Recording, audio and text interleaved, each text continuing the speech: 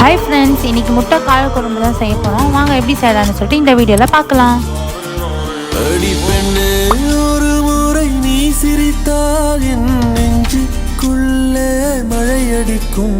அடி பெண்ணே, ஒரு முறை நீ சிரித்தால் என் நெஞ்சுக்குள்ளே மழையடிக்கும்.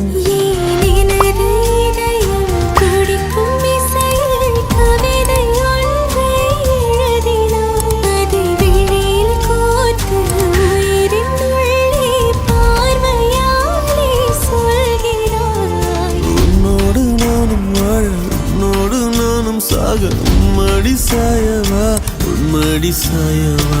உன் பார்வை என்னை கொள்ள